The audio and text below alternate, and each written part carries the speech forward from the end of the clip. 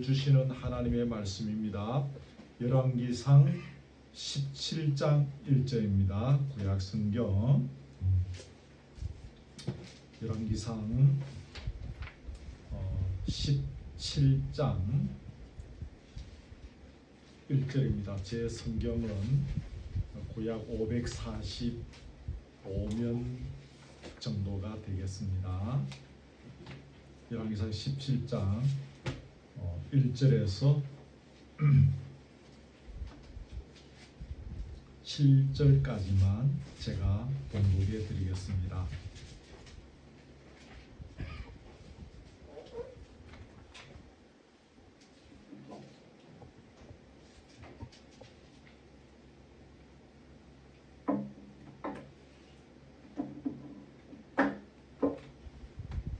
봉독해 드립니다. 길르앗에 우거하는 자 중에 디셉 사람 엘리야가 아합에게 말하되 내가 섬기는 이스라엘의 하나님 여호와께서 살아계심을 두고 맹세하노니 내 말이 없으면 수년 동안 비도 이슬도 있지 아니하리라 하니라. 여호와의 말씀이 엘리야에게 임하여 이르시되 너는 여기서 떠나 동쪽으로 가서 요단 앞 그릿 시냇가에 숨고 그 시냇물을 마시라. 내가 까마귀들에게 명령하여 거기서 너를 먹이게 하리라. 그가 여호와의 말씀과 같이 하여 곧 가서 요단 앞 그릿 시냇가에 머물매 까마귀들이 아침에도 떡과 고기를 저녁에도 떡과 고기를 가져왔고 그가 시냇물을 마셨으나 땅에 비가 내리지 아니하므로 얼마 후에 그 시내가 마르니라. 아멘. 우리는 지난 주일에 가장 악한 인물로 명성을 떨쳤던 북이스라엘의 제7대 왕 아합 왕에 대해서 생각해 보았습니다. 근데 여러분, 영적으로 그 황폐한 시대에 선지자로서의 소명을 다한 사람이 그 시대에 있었습니다. 그 사람이 누군가 하면 오늘 본문에 등장하는 엘리야라는 사람입니다. 엘리야는 그야말로 역사상 아주 현저하고 또 찬란한 존재였다라고 할 수 있습니다. 성경의 기록을 보면 죽지 않고 공중으로 들림을 받아서 하나님께로 간 사람이 두 사람 나옵니다. 그 한 사람이 여러분 창세기에 나오는 에녹이라는 사람이고 또 한 사람이 오늘 본문에 등장하는 이 엘리야이죠.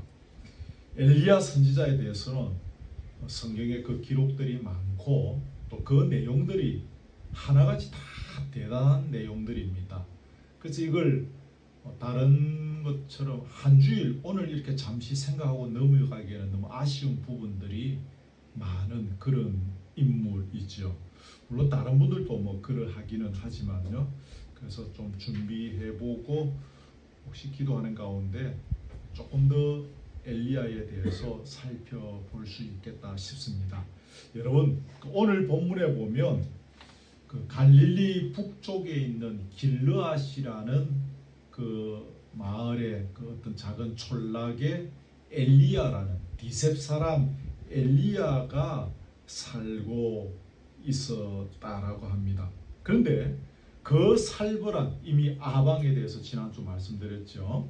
그 살벌한 상황 속에서 아방에게 찾아가서 한 가지 선언을 합니다. 그게 뭡니까? 내 말이 없으면 수년 동안 비도 이슬도 있지 아니할 것이다. 이거 엄청난 거죠. 여러분, 팔레스틴 지역은 이슬이라는 존재가 굉장히 중요합니다.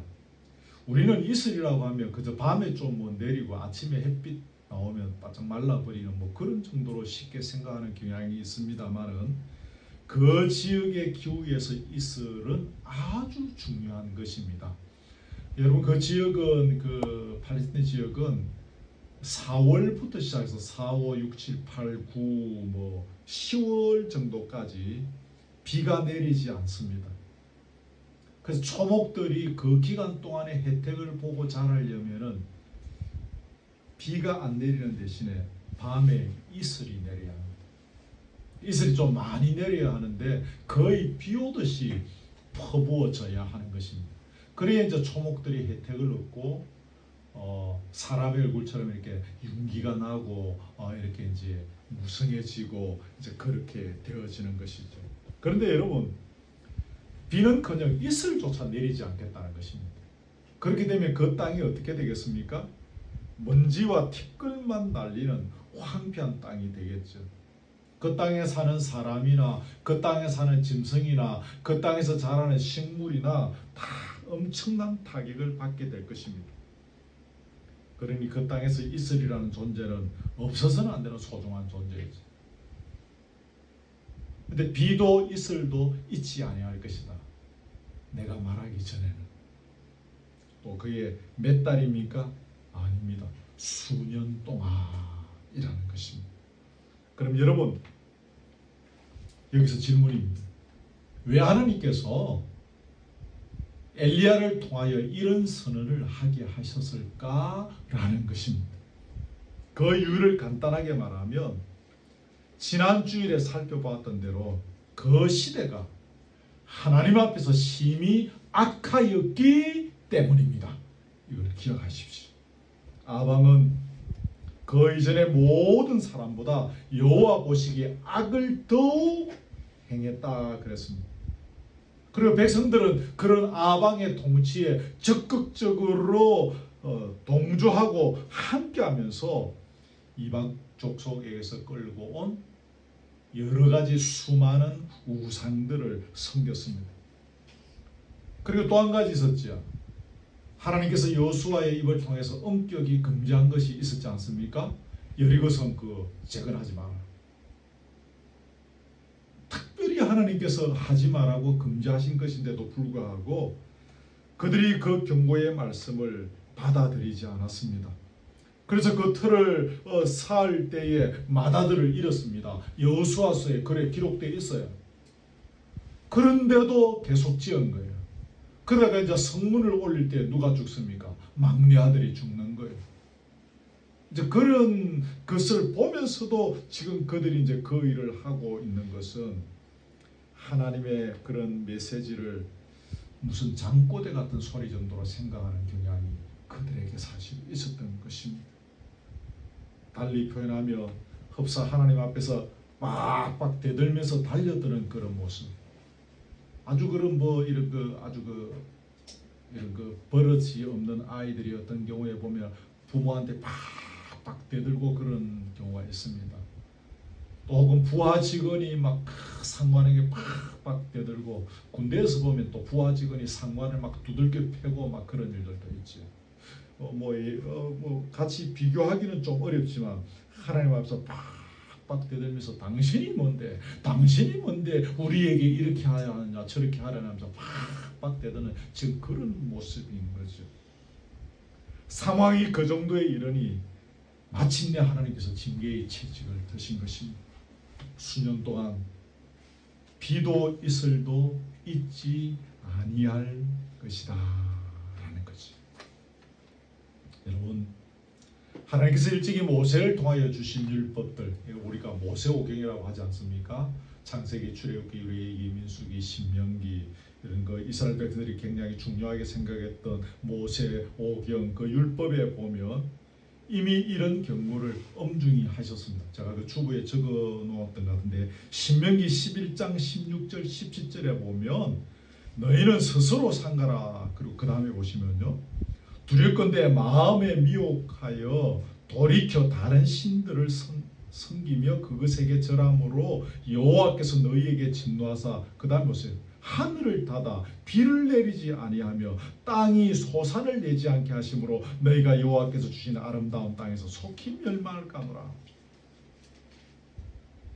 하나님의 말씀을 듣지 아니할 때, 다시 말하면 여기 핵심이 뭡니까? 우상을 섬길 때에 하나님께서 진노하시고 하늘을 닫아버리고 비를 내리지 않고, 비를 내리지 않으면 어떻게 됩니까? 땅이 소산을 내지 않고,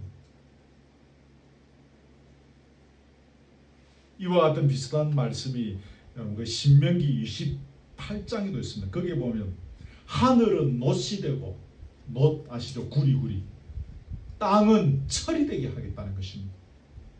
하늘이 녹과같이 되고 땅이 철과같이 되어서 하늘과 땅이 우리에게 아무런 혜택도 주지 않는 것입니다. 하늘이 저렇게 구름이 떠가면서 때로는 햇빛이 찬란하게 비치고 때로는 비구름이 와서 비를 내리고 해야 되는데 하늘이 녹과같이 그렇게 되어 있어서 아무 혜택도 주지 않는 것입니다.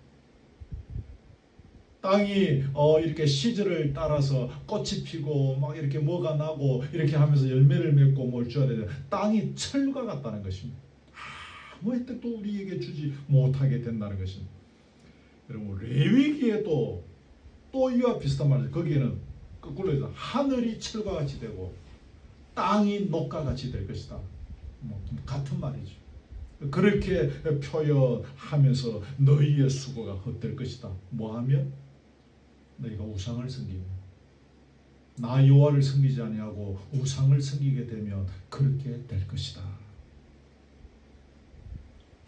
모세오경 여러 군데서 그런 이야기를 기록하고 있습니다.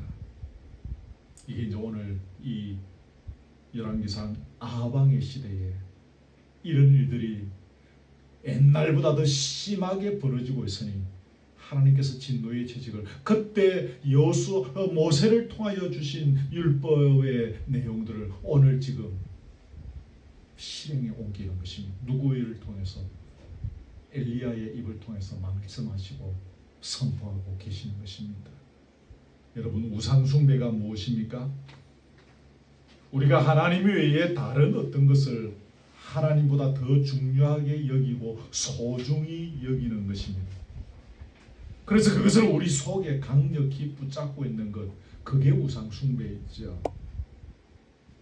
현대를 살아가는 우리의 일상에는 중요한 것이 참 많고 필요한 것들이 참 많습니다.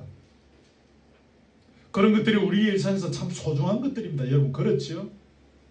공동적인 것들도 있고 우리 개개적으로 일상을 살아가는 건데 혹은 평생을 살아가는데 소중하고 중요한 것들이 참 많이 있습니다. 다 소중한 존재들입니다. 그러나 그런 것 중에서 그 어떤 것들도 우리 일생에서 하나님보다 더 우선되어서는 안 된다라는 말입니다. 그런 소중하고 중요한 것들이 하나님의 율례와 법도 아래에서 다루어져야 한다 그 말입니다. 아멘. 이걸 기억하십시오. 저 그런 거 하나도 소중하지 않다. 하나님 외에는 다 버려야 된다. 그 말 절대로 아닙니다.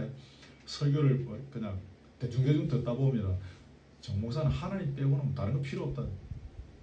지는 뭐 돈도 없이 살 수 있나? 공기도 없이 살 수 있나? 이렇게 말하시면 안 됩니다.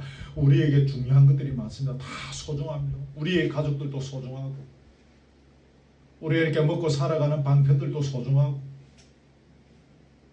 하늘에 이슬을 가리울 수 있는 집이 있는 것도 소중하고 다 소중합니다. 그러나 그 어떤 것들도 하나님의 율례와 법도 아래에서 다루어져야 한다는 사실입니다. 이게 굉장히 중요한 것입니다. 이게 하나님께서 우리에게 주신 제1계명의 정신이고 의미입니다. 우리가 평생 신앙생활을 하는 가운데 이걸 잊지 말아야. 여러분 돈 많이 버시고 또 공부도 많이 하시고 또 하시고 싶은 것들 뭐 이렇게 다 추진하시고 여러분의 일들이 다 잘 되기를 바랍니다. 그러나 여러분이 교회 가지고 추진하시고 수고하시고 땀 흘리시는 그 모든 것들이 또 그래서 얻은 것들이 하나님의 율례와 법도 아래에서 다루어져야 한다는 사실을 절대로 잊지 마시길 바랍니다. 그렇게 되어지면 우리 인생은 성공하는 것입니다.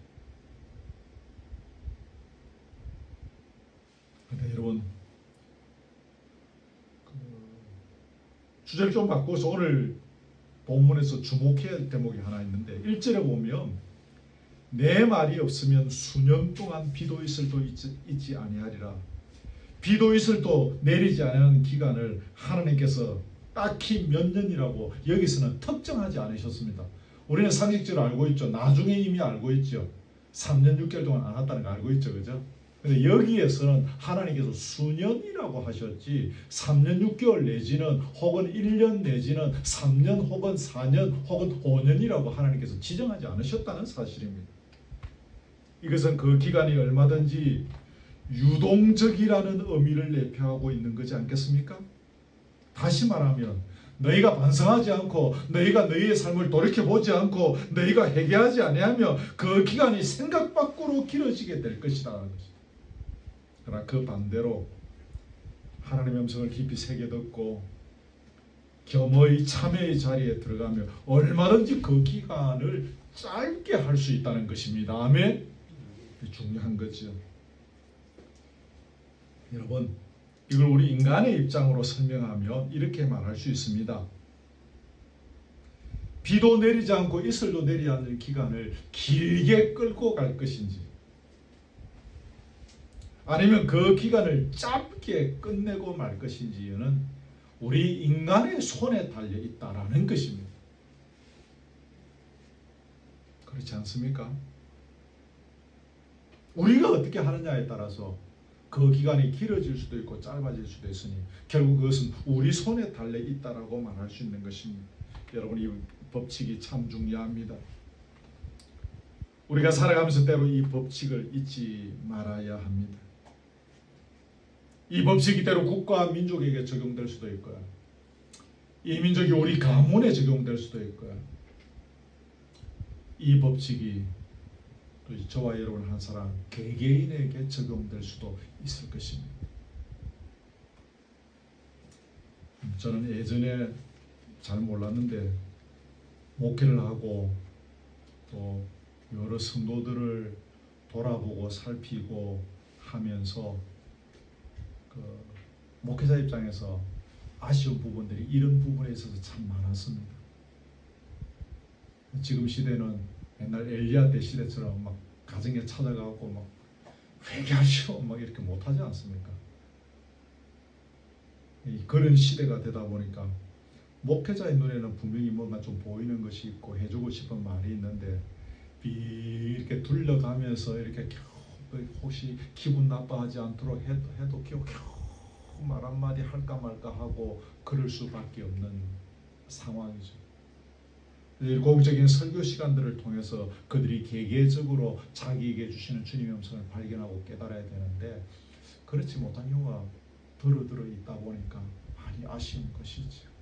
특별히 지금 말씀드린 이 부분에 있어서 비도 내리지 않고 이슬도 내리지 않는 기간이 길어지든가 혹은 짧아지든가 하는 것이 우리 인간이 어떻게 하기에 달려있다는 이 사실을 우리가 발견하고 그것을 적용할 수 있다면 참 우리가 지혜로운 백성이다라는 생각을 때로 갖게 되어집니다.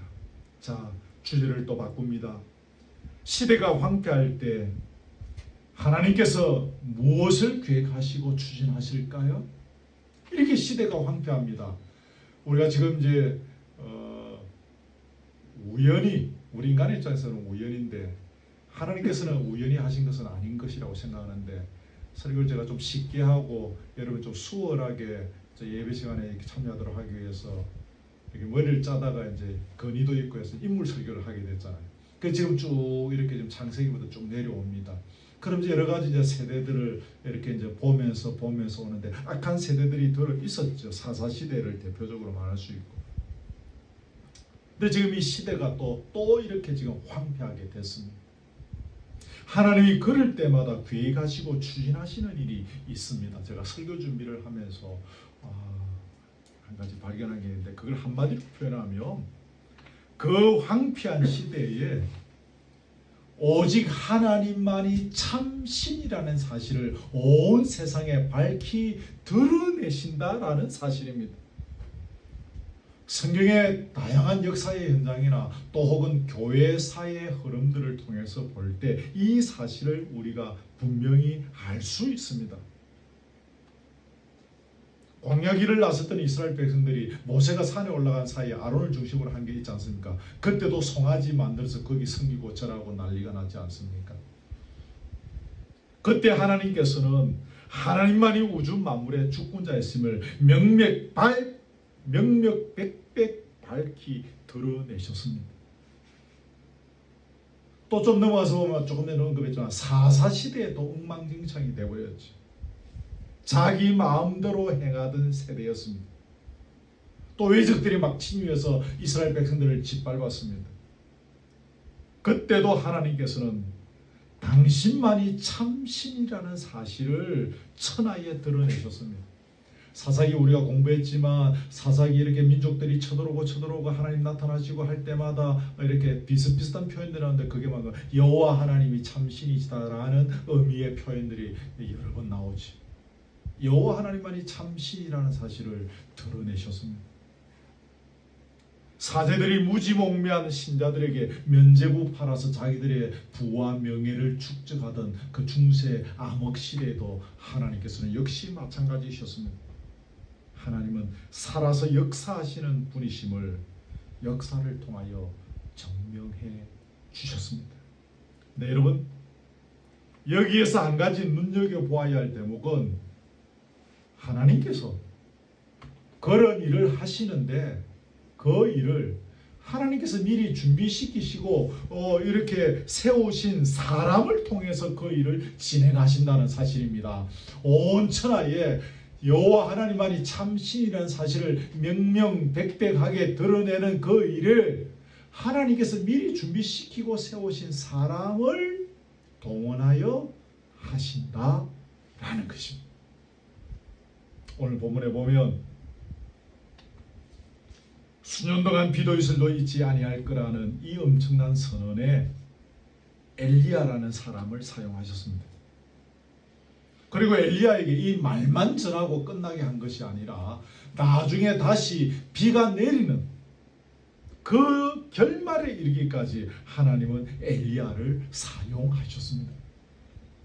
네, 여러분, 여기서 또 한 가지 중요한 사실은 하나님께서 어느 날 아침에 갑자기 엘리야를 부르셔서 너 이 일을 진행해. 너 가서 아합에게 이 말 전해. 그렇게 하시지 않았다는 사실입니다. 여호와의 위엄과 영광과 능력을 이렇게 찬란히 드러내는 일이 어느 날 여러분 갑자기 할 수 있겠습니까? 갑자기 그렇게 되겠습니까? 예를 들어서 아무것도 배우지 못하고 어떤 그런 도덕적인 그런 개념들도 없고 뭘 깨닫지도 못하고 알지도 못하고 배우지도 못했던 그런 사람이 어느 날 갑자기 높은 도덕적 성향을 가지게 되어지고 우아한 말을 하게 되고 풍부한 학문과 사상을 가진 사람으로 그렇게 바뀔 수 있습니까? 그렇게 되지 않지 않습니까? 오랜 세월 동안 각자 나름대로 익히고 배우고 노력하고 터득하고 깨달아가면서 훈련해 가면서 그러면서 어느 날 그 사람이 서서히 바뀌어져서 처음과는 완전히 다른 탁월한 사람으로 능력 있는 사람으로 우아한 사람으로 또 아주 지적으로 깊은 또 도덕적으로 풍성한 사람으로 그렇게 새로워지지 않겠습니까? 여러분, 성경에는 엘리야를 그런 인물로 사용하시기 위해서 하나님께서 미리 준비하셨다는 그런 대목은 나오지 않습니다. 그러나 오늘 엘리야가 하나님의 이 말씀을 듣고 서슬퍼런 아방에게 이 사실을 알릴 수 있었던 것은 엘리야가 그 시대가 갈 때까지 가버린 시대라는 것을 인지할 수 있었기 때문입니다. 그리고 이와 같은 하나님의 강력한 징계가 없이는 이 시대가 회복이 어렵다는 사실도 엘리야가 인지하고 있었다라는 사실입니다. 그리고 당시 아방에게 그런 말을 한다는 것은 자신의 목숨을 담보로 하는 일이지 않겠습니까? 지난주 살펴던 것처럼 나봇의 포도원 뺏는 것도 사람 하나 죽이고 뺏어가는 이 사람이 그 부부가 엘리야가 이런 말을 할 때 엘리야를 쉽게 살려두겠습니까? 그래 자기 목숨을 담보로 하는 이 일에 찾아가서 아방에게 말을 할 수 있다는 것은 그만큼 그에게 믿음의 용기와 결단력이 준비되어 있었다는 것입니다. 오늘 갑자기 그 엘리야 그 촌동네 어느 불악에 살고 있던 디셉 사람 엘리야를 하나님이 발탁했는데 그가 이런 능력과 이런 결단력을 이런 믿음의 용기를 갖게 된 것은 아니라는 거죠. 여러분, 하나님의 입장으로 보면 엘리야를 그런 인물로 준비시킨 것입니다. 그 대신 반대로 준비하는 엘리야의 입장은 어떠했겠습니까? 지금 나라의 종교와 도덕과 문화가 기풍이 이렇게 악으로 흘러가고 있는 현실에 대해서 하나님의 말씀을 바탕으로 해서 유심히 관찰하고 깊이 생각하고 또 기도하였을 것입니다. 그리고 많이 울었을 것입니다. 밤마다 눈물로 지새웠을 것입니다. 뿐만 아니라 그런 현실 앞에서 자기 자신은 바로 서기 위해서 얼마나 애쓰고 노력하였겠습니까? 그러는 가운데 이 나라와 백성을 향한 여호와 하나님의 거룩한 심정과 뜻이 무엇인지를 깨닫게 되는 것입니다. 그래서 이 엄청난 선언을 여과 없이 말할 수 있게 된 것입니다. 자, 여러분 제가 주부에 적어놓은지 모르겠는데 야고보서 5장 17절을 제가 적어놓았습니까? 아니면 안 적어놨으면 여러분 메모만 해놓다가 나중에 찾아보는데 야고보서 5장 17절에 보면 제가 한번 읽어볼게요. 엘리야는 우리와 성정이 같은 사람이로되 그가 비가 오지 않기를 간절히 기도한 적 3년 6개월 동안 땅에 비가 오지 아니하고 라는 표현이 있습니다. 그가 비가 오지 않기를 간절히 기도하니까 3년 6개월 동안 땅에 비가 오지 않았다는 거예요. 여러분 이게 이해가 되십니까? 3년 6개월 동안 땅에 비가 내리지 않겠다라는 것이 하나님의 일방적인 뜻이고 선언이라면 굳이 이를 위해서 엘리야가 일부러 간절히 기도할 필요가 있습니까?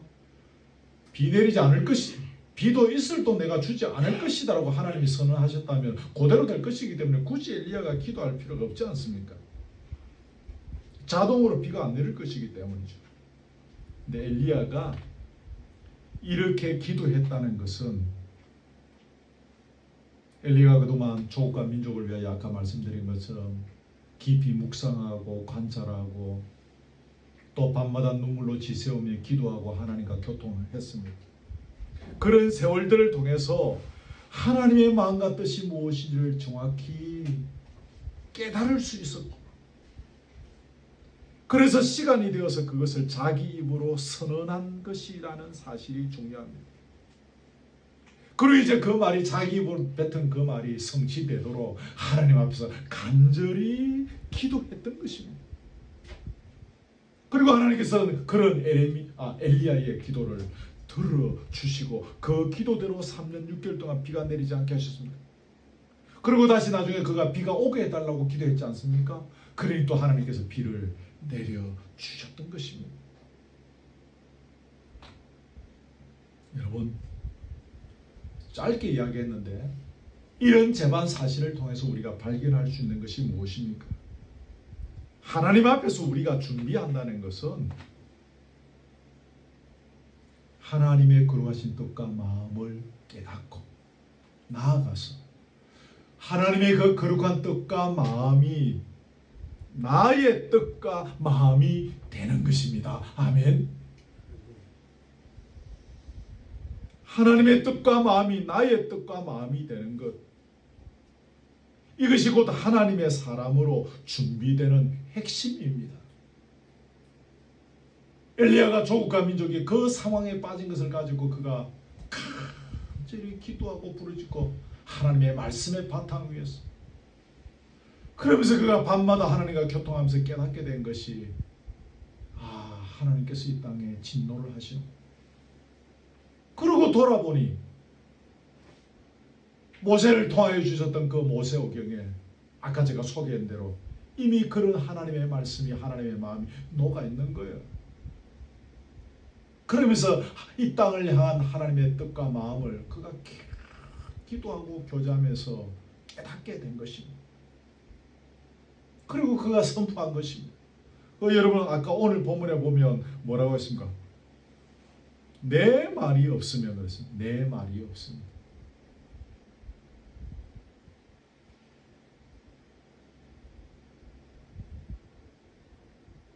그래서 그렇게 선언하고 그 말이 이루어지도록 그가 방금 소개해드린 야고보서 5장 11절에 있는 것처럼 간절히 기도했던 것입니다. 성숙이 무엇입니까? 바로 이것입니다. 하나님의 뜻과 마음이 나의 뜻과 마음이 되는 것, 그게 성숙입니다. 한국교회 실패의 중요한 요인 중에 하나는 외적인 성장을 위해서 우리가 그동안 줄기차게 걸어왔지만 이러한 면에서의 성숙에 대해서는 등한시하였기 때문입니다. 우리가 하나님의 뜻과 마음으로 무장되지 않으니 세상의 소금과 빛이 될 수가 없고, 그러니 성경 말씀대로 세상에 의해서 밟히게 되어지는 것입니다. 사랑하는 우리 거루터기 신앙 공동체 교우 여러분들은 다들 이러한 성숙의 자리에까지 나아갈 수 있기를 바랍니다. 저는 이 일을 위해서 늘 여러분을 위해서 기도하고 여러분 개개인을 위해서 기도할 때도 그렇게 기도합니다. 물론 사업도 잘 되시고 건강도 하시고 자녀도 잘 되고 이래 되면 좋겠고 제가 그런 일들을 위해서 기도합니다만 더 중요한 것은 무엇입니까? 우리 교우들이 이렇게 성숙해지는 것입니다. 저도 그렇게 성숙해져 가는 것입니다. 이것이 저와 여러분의 지속적인 기도의 제목이 되어지고 우리 신앙의 도전의 제목이 되어져야 하는 것이지 않겠습니까? 이를 위하여 우리에게 제일 기본적으로 필요한 것이 무엇일까요? 그것은 하나님의 말씀과 기도입니다. 정확한 하나님의 말씀의 바탕 위에서 그것을 붙잡고 우리가 간절히 기도할 때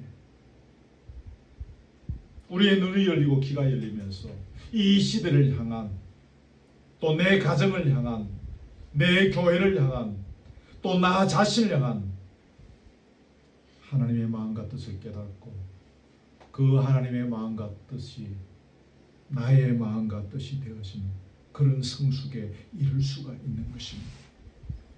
그런 면에서 우리는 하나님의 말씀이 정확히 해석되고 바르게 선포되도록 우리 교회 강단을 위해서 늘 기도해 주셔야 합니다.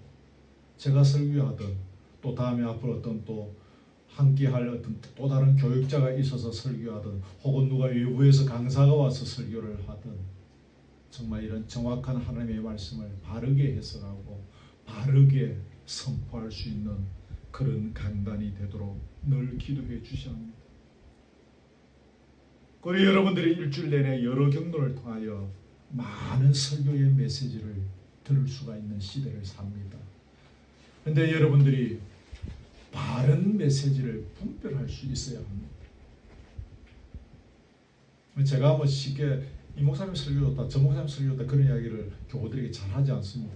제가 갖고 있는 어떤 선입견일 수도 있고 또 교우들 눈이 또 정확할 수도 있고 그래서 제가 그런 이야기들은 잘 하지 않습니다만 많은 매체를 통해서 어쩌다가 이렇게 보게 되어지면 참 설교 같지 않은 설교들을 하는 분들이 많고 사람들은 못 모르고 거기에 아멘 아멘 하고 막 난리가 나고 그러는 경우들을 허다하게 봅니다. 그래서 우리가 정확한 하나님의 말씀을 바르게 선포하고 있는 것이 어떤 것인지 그 메시지를 분별하여 들을 수 있는 눈과 귀를 달라고 기도해야 합니다. 결국 그것은 어디입니까? 아까 처음으로 돌아가면 하나님의 말씀의 바탕 위에서 그렇죠. 엘리야도 하나님의 말씀의 바탕 위에서 조국과 민족의 현실을 바라보고 관찰하고 고민하고 기도하면서 눈물 흘리고 그렇게 했다 그랬죠. 정확한 하나님의 말씀이 우리에게 기초가 되어져야 하는 것입니다. 한 가지 추가로 기억할 것은 하나님의 뜻과 자기의 뜻과 마음이 자기의 뜻과 마음이 되어 기도하는 사람의 기도에 하나님의 능력이 함께 하신다는 사실입니다. 아까 언급했던 그 야고보서 5장 아까 17절이었죠. 5장 그 17절 앞에 16절에 보면 이런 표현이 있습니다. 의인의 강구는 역사하는 힘이 커미니라 그랬습니다. 하나님의 뜻과 마음이 자기의 뜻과 심정이 되어 강구하는 그 기도의 사람의 기도를 하나님께서 귀히 보시는 것이 역사하는 힘이 크다 그랬습니다. 기도의 능력이 대단한 것이었습니다. 말씀을 오늘 여기까지 전하려고 합니다. 엘리야를 왕들을 이야기하다가 아방 시대에 살았던 선지자가 있는데 그게 우리가 다 존경하는 엘리야, 이분을 넘어갈 수가 없어서 오늘 다루게 되어졌고, 제 생각에는 앞으로 한 몇 번 정도 더 다루었으면 좋겠다는 생각을 갖고 오늘 설교를 시작했습니다. 엘리야의 입을 통하여 아방에게 선포된 것이 왜 선포된 것인지를 기억하십시오. 우상 숭배가 무엇인지를 기억하십시오. 비도 이슬도 있지 않은 기간이 수년이라고 특정하지 아니하고 유동적인 의미를 갖고 있다는 그런 단어를 쓴 것에 대해서 우리가 또한 기억할 필요가 있습니다. 하나님 여유를 주시는 거예요.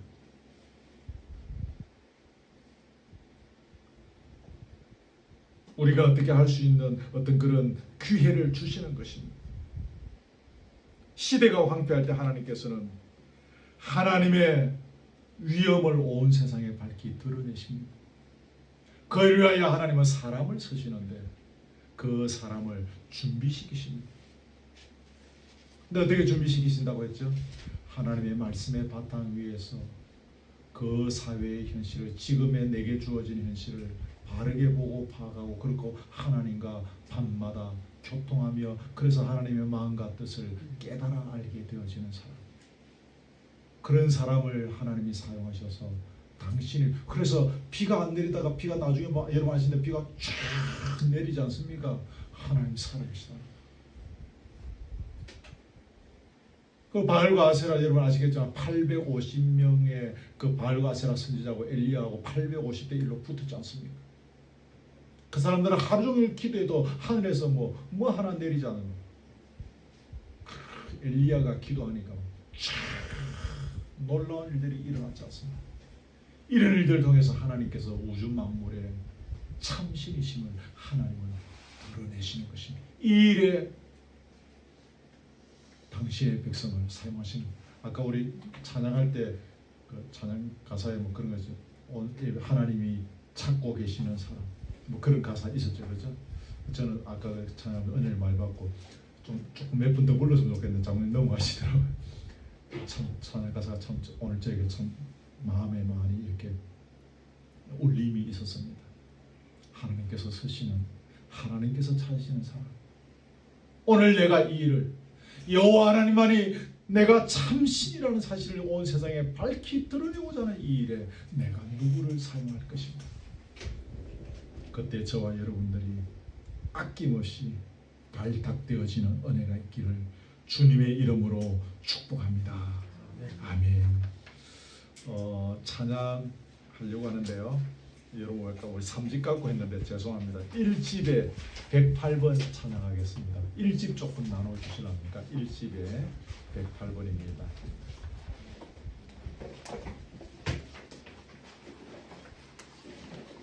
하나님이시여 하나님이시여 주는 나의 하나님이시로다. 108번입니다.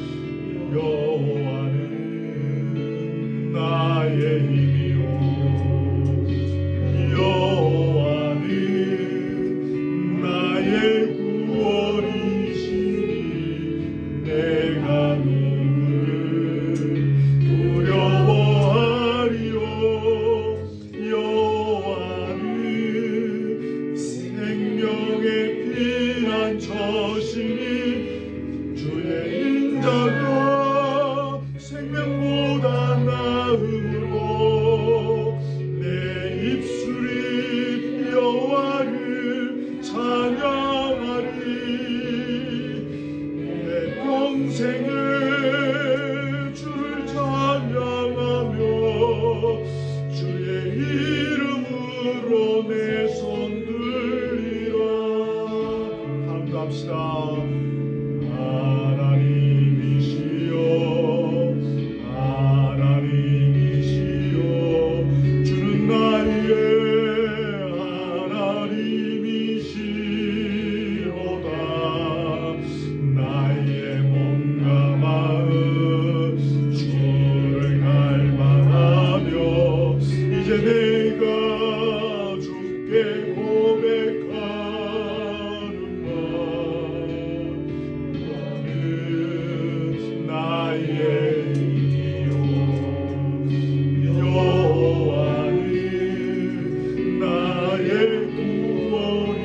구원이시니 내가 누구를 두려워하리요.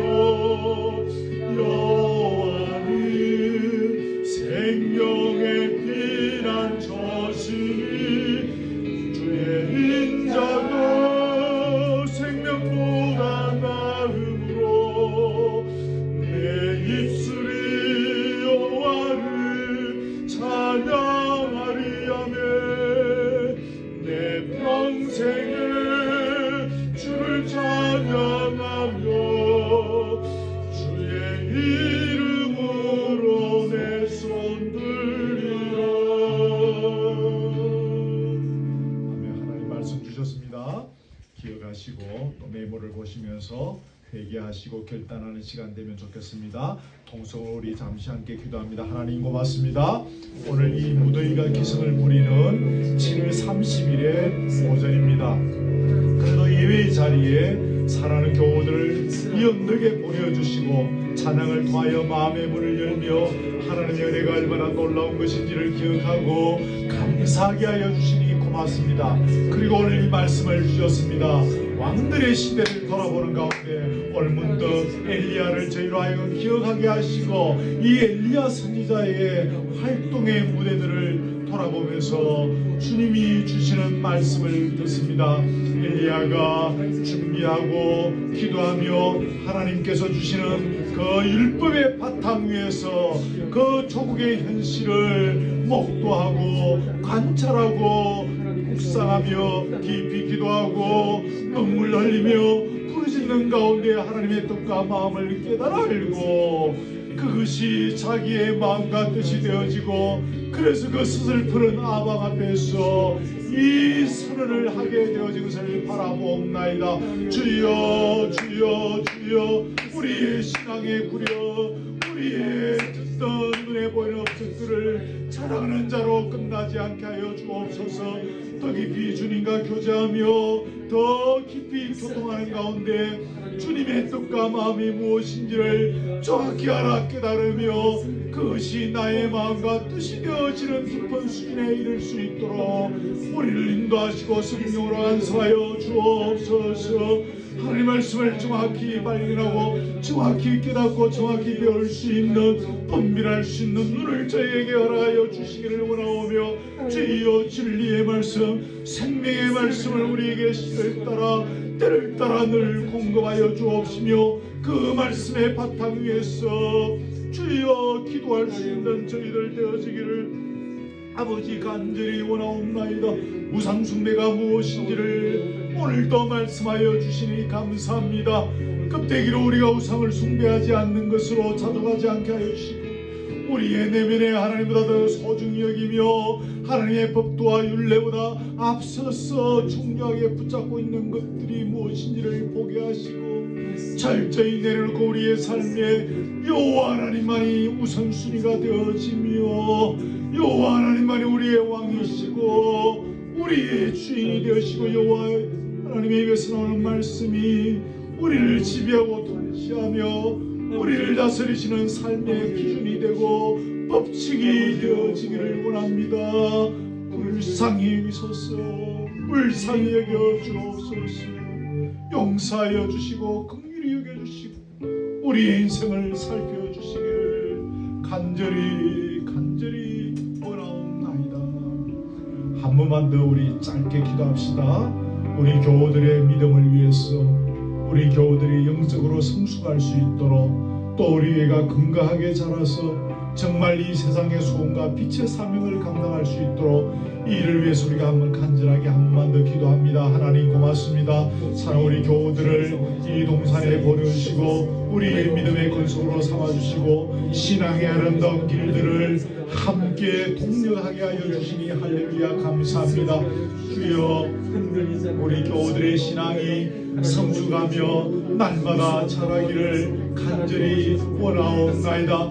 주님께서 우리 각자의 형편과 처지와 상황들과 믿음의 분량들을 더시지 않습니까? 전지하신 손길로 전지하신 능력으로 지금 각 사람의 머리 위에 신이 안수하여 주시고 만지시고 기름 부어주시기를 간절히 원하옵나이다. 눈이 열리게 하시고 귀가 열리게 하여 주옵시며 하나님의 말씀이 꿀과 송일보보다 더한 진리의 말씀으로 와닿게 하여 주시고 말씀을 바로 깨닫고 그 말씀이 가슴에 새겨지게 하여 주시고 그 말씀대로 순종하여 걸어나가는 가운데 하나님의 말씀만이 변치 아니하는 진리의 말씀, 푸른 아버지 풀이 마르고 아버지 꽃이 떨어지도 여호와의 말씀이 새스도록 있음을 볼 수 있도록 인도해 주옵소서. 진리의 말씀을 통하여 우리의 시야가 열리게 하시고 우리의 내면이 성숙하게 하시며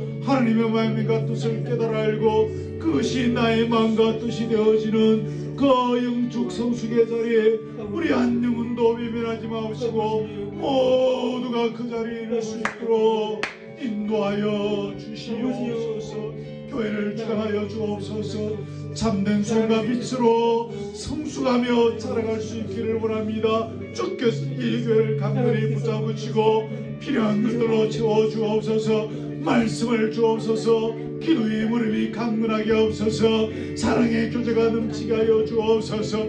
때를 따라 주님이 되고 예비된 좋은 영혼들을 일꾼들을 보내주시고 물질도 붙여주시고 주여 말씀과 기도에 집중할 수 있는 여건도 허락하여 주옵소서. 이 아버지 울타리에 들어오는 자마다 은혜 받고 병든 심령이 치유되게 하시며 회복되어지게 하시며 우리 공동체를 통하여 천만민이 복을 받고 한국교회가 다시 회복되어지는 여호와 이름이 높이 들림을 받는 놀라운 역사들이 일어나게 하여 주시옵소서. 하나님 감사합니다. 오늘도 말씀을 주셨습니다. 혹시 연약한 종의 입술로 전한 것이기에 잘못 전한 것이 만에 하나로 있다면 용서하시고 우리가 다 잊어버리게 하시고 기억해야 될 것만 가슴에 붙잡고 순종하며 나아가는 가운데 하나님의 뜻과 마음이 나의 뜻과 마음이 되는 자리에까지 더 이룰 수 있기를 원합니다. 우리 교우들 한 영혼 한 영혼 주여 외면하지 마옵시고 이 시간 당신의 손을 펼쳐서 이들의 머리 위에 친히 안수하여 주옵소서. 성령의 충만함을 다하여 주옵소서. 이 뜨거운 이 열기를 뛰어넘는 놀란 성령의 불과 바람이 몰아치게 하여 주시옵소서. 각자가 찬행병과 처지가 있사오니 각자의 믿음의 분량들을 주님이 하시는 기억하시고 만지시고 말씀으로 찾아가시고 기도의 물음으로 찾아가 주옵시고 주님의 십자가의 사랑의 손으로 찾아가 주시고 치유하여 주시고 또한 능력으로 회복시켜줘야 될 것은 회복시켜 주시옵소서.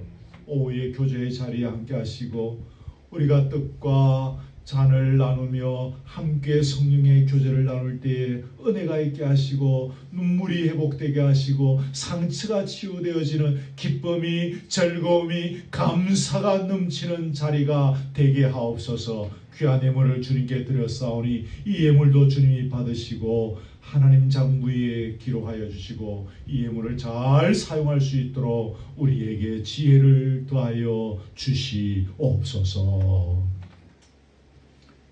예수 그리스도의 은혜와 하나님의 사랑과 성령의 교통하심이 하나님의 마음과 뜻이 나의 뜻과 마음이 되어지는 그 성숙의 자리에까지 이르기를 소원하는 사랑하는 우리 교우들 머리 위에 지금부터 영원토록 함께 있을지어다. 아멘. 할렐루야. 아버지 감사합니다. 말씀을 주시니 감사하고 찬양할 수 있는 믿음을 주시니 감사합니다. 교제할 수 있는 교훈을 주시니 감사합니다. 예배의 자리를 주시니 감사합니다. 감사 넘치는